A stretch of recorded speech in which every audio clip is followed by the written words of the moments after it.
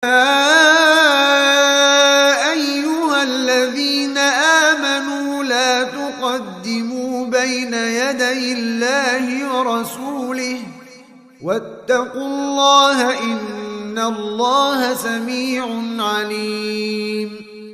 Baik, pada kesempatan ini saya akan membahas sebuah tema, yaitu temanya peluang kebaikan tidak akan terulang. Teman-teman sekalian, nanti yang membedakan derajat kita di surga, dan semoga Allah SWT memberikan kita derajat tertinggi. Perbedaan antara kita dengan saudara kita, baik itu saudara kandung, baik itu dengan saudara seiman sama muslim, di surga nanti, misalnya ada orang yang cuma di level 1, ada yang di level 2, ada yang di level 100, itu karena amal-amal soleh mereka. Amal-amal soleh mereka. Dalam keseharian, kita udah bisa membedakan derajat kita sama teman kita di sebelah kita, ya di surga nantinya. Contoh misalnya, tadi subuh, ada orang sholat subuh berjamaah di masjid. Dan dia sholat berjamaah di masjid, dia datang lebih awal, dia tidak masbuk, gitu kan. Di saf awal, kalau dia makmum, mengikuti imam dari takbiratul ihram pertama, ya, sampai salam, dia juga khusyuk dalam sholatnya, merenungi, mentadabburi ayat-ayat yang dibaca oleh imam. Kemudian setelah itu dia zikir, dan dia duduk misalnya sampai syuruk dengan membaca zikir pagi contohnya. Itu si A. Si B, mungkin dia datang ke masjid tapi dia telat. Mungkin masbuk 1 rakaat. Atau mungkin dia datang imam sudah waladhdallin amin. Kemudian setelah salam, mungkin dia juga berzikir, dia juga duduk sampai syuruk. Baik. Datang si C, mungkin dia ketinggalan 2 rakaat, datang pada saat imam sudah salam atau mau salam. Kemudian dia duduk, dia berzikir, mungkin anggaplah sampai syuruk juga. Dan si D misalnya orang keempat, dia sama sekali tidak sholat di subuh di masjid, bahkan ketiduran, bangunnya jam 6 pagi misalnya.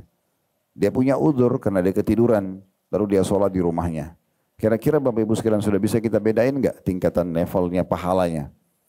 Sudah bisa, itu baru satu amal, baru sholat subuh saja.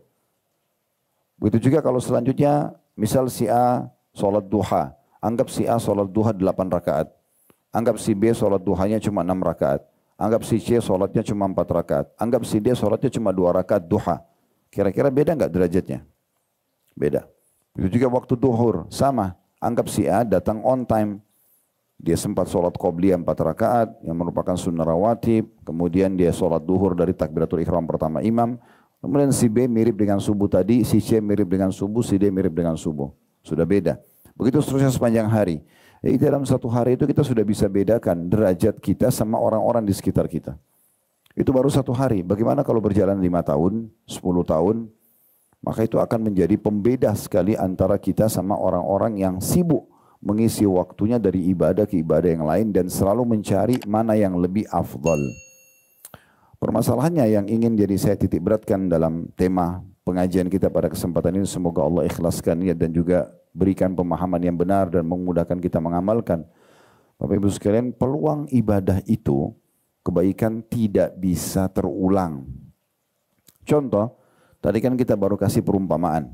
Kalau ada di antara Bapak Ibu atau Bapak-Bapak secara khusus misalnya kalau masalah sholat di masjid, tiba-tiba dia berpikir, oh iya ya, lebih baik saya sholat di awal waktu. Misal, karena ada hadis Nabi SAW, siapa yang tidak ketinggalan takbiratul ihram imam 40 hari, subuh, duhur, asr, maghrib, isya selama 40 hari, dijamin, kata Nabi SAW, dia akan selamat dari api neraka dan kemunafikan.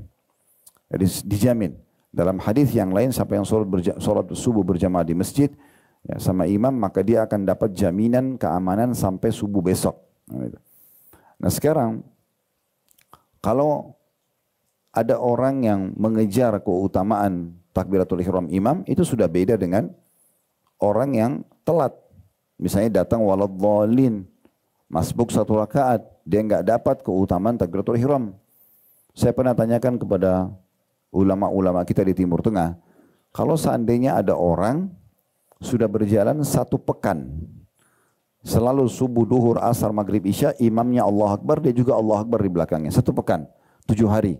Hari ke-8 sempat dia telat 1 sholat saja. Misalnya duhur saja.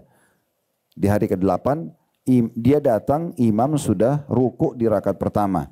Dan dia sempat takbir, dia dapat rakaat pertama. Apakah dia tetap mendapatkan keutamaan hadis yang tidak ketinggalan takbiratul takbiratul ihram imam 40 hari? Beliau bilang tidak dapat. Harus ulang lagi dari awal. Karena hadis ini mengatakan siapa yang tidak terlewatkan takbiratul ihram pertama imam Allah Akbar, dia juga Allah Akbar. Ini baru sebagian saja kami sebutkan. Kalau seandainya ada di antara bapak-bapak yang dengar hadis ini lalu mengatakan, oh kalau gitu kayaknya saya lebih baik mengerjakan awal waktu. Tapi pertanyaannya, bisa nggak Pak, Bapak bilang atau apalah, mohon kepada Allah aja, nggak usah kepada imamnya. Kembalikan waktu di subuh ya Allah karena saya mau memperbaiki. Udah nggak bisa. Ya. Nah ini yang saya mau titik beratkan nih. Bagaimana setiap peluang ibadah yang Allah berikan di depan mata kita, teman-teman, jangan ditunda. Dan usahakan pada saat kita kerjakan yang terbaik karena tidak bisa terulang. Kalau tadi subuh ada orang yang tidak sholat di masjid, anggap dia punya udzur, dia tidak bisa perbaikin itu sampai hari kiamat. Udah, hari ini, pada tanggal ini, dia sedang tidak sholat subuh berjamaah di masjid. Dan sudah cukup beda pahala dia dengan orang yang sholat subuh berjamaah di masjid. Dan tidak bisa diperbaikin. Ini poinnya nih. Tidak bisa diperbaikin. Jadi peluang-peluang ibadah yang luput dari kita tidak bisa terulang. Dia akan berjalan dengan waktu yang sudah Allah berikan kesempatannya.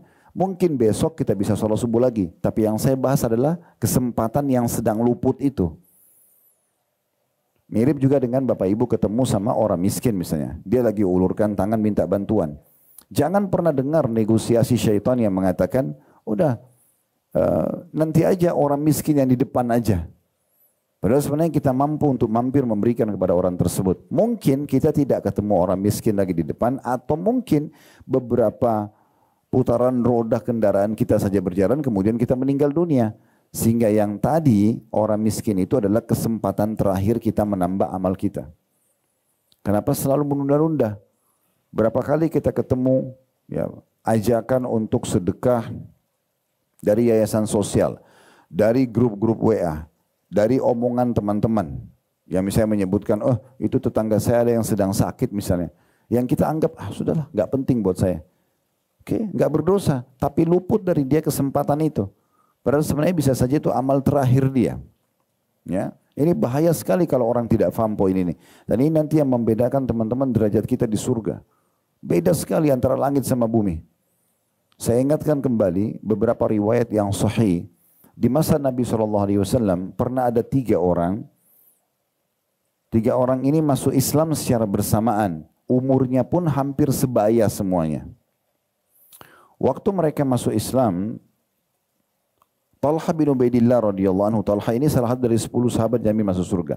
Talha bin Ubaidillah menawarkan mereka bertiga untuk tinggal di rumahnya dan dilayani oleh Talha. Karena Talha betul-betul memang orang kaya, salah satu orang kayanya muslimin di Madinah. Dia ingin meraih pahala itu. Lalu Talha cerita, berjalan waktu, dari 3 orang yang masuk Islam ini, orang pertama ikut perang mati syahid. Berjalan waktu lagi, orang yang kedua juga sama, ikut berperang mati syahid. Berjalan waktu lagi, dengan hikmah Allah SWT yang ketiga juga meninggal. Ajalnya datang, tapi bukan mati syahid. Malam harinya setelah menguburkan orang yang ketiga, Talha bin Ubaidillah dimimpikan oleh Allah Subhanahu wa taala itu melihat di surga orang yang terakhir mati biasa bukan mati syahid, itu orang yang paling tinggi derajatnya di surga. Kemudian datang orang yang meninggal sebelumnya, orang yang kedua, lalu kemudian orang yang pertama mati. Talha bertanya-tanya, karena yang dia tangkap selama ini di benak dia, bahwasanya orang yang mati syahid tentunya harusnya di paling depan dan paling bagus fasilitasnya. Gitu ya. Kok bisa orang yang mati terakhir di atas ranjangnya, ajal datang tanpa ada mati syahidnya, kok dia lebih bagus derajatnya di surga? Karena penasaran, selepas sholat subuh dia tanya kepada baginda Nabi SAW. Ya Rasulullah, ada kejadian begini, tolong jelaskan ke saya. Bagaimana supaya saya bisa memahami makna riwayatnya? Kalau yang terakhir ini lebih bagus derajatnya, padahal dia bukan mati syahid. Yang itu yang 2 matinya di medan perang. Kata Nabi SAW sambil tersenyum kepada Talha, wahai Talha, kenapa kau heran? Mana penilaianmu terhadap orang yang mati terakhir ini dari sholatnya yang sempat dia kerjakan beberapa hari setelah dua temannya mati syahid. Dari puasanya, dari zikirnya, dari sedekahnya. Apa makna riwayat ini teman-teman sekalian? Kalau antum punya satu teman yang kira-kira sebaya umurnya, anggaplah sama tahun lahirnya. Contoh orang lahir tahun 80 misalnya. Ada teman-teman kita yang sebaya umur 80, lahir tahun 80-an Masehi juga, 1980. Kemudian si A sama si B lah kita anggap ya. Tidak usah kita beri contoh kepada antum, tapi si A sama si B. Si A ini, dia diberikan oleh Allah Subhanahu Wa Taala umur 45 tahun. Dia beribadah. Si B juga sama diberikan umur 45 tahun, tapi lebih beberapa hari saja.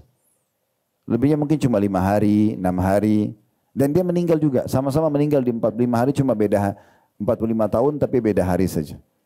Kalau sama selama mereka hidup beribadahnya, maka pastikan si B lebih tinggi derajatnya. Hanya dengan dia sempat beribadah beberapa hari itu. Ini riwayat sahih.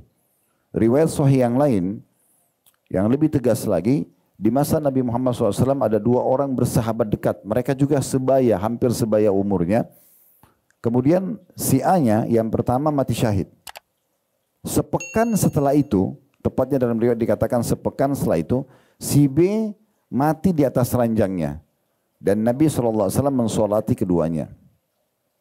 Selepas mensolati yang kedua, yang meninggal sepekan kemudian, yang bukan mati syahid, mati di atas ranjangnya. Nabi SAW balik kepada para sahabat yang menghadiri sholat jenazah sambil bertanya, kira-kira menurut kalian bagaimana perbandingan derajat antara ini, mayit yang baru mati sekarang bukan mati syahid, dengan saudaranya yang mati syahid pekan lalu? Spontan sahabat-sahabat mengatakan, ya Rasulullah, semoga saja mayit yang sekarang ini itu bisa Allah sampaikan ke derajat temannya yang meninggal syahid pekan lalu, karena ini tidak mati syahid. Ya. Semoga Allah memudahkan dia bisa menjangkau derajat saudaranya yang mati syahid pekan lalu karena persahabatannya. Maka kata Nabi SAW, sungguh demi zat yang jiwaku di dalam genggamannya, maksudnya demi Allah, ini yang baru kita solati, derajatnya jauh lebih tinggi daripada saudaranya yang meninggal mati syahid pekan lalu antara langit sama bumi. Karena dia sempat sholat selama 1 pekan saja. Dia sempat berzikir, dia sempat berdoa, dia sempat mungkin bakti sama orang tuanya. Jadi subhanallah dari dua riwayat ini Bapak Ibu fahami, peluang ibadah itu walaupun cuma lewat beberapa saat, itu besar sekali pahalanya. Cuma masalahnya, saya kembali kepada judul bahasan kita, peluang kebaikan tidak terulang 2 kali, kalau luput dari kita sekali, nggak bisa kita perbaikin. Nggak bisa.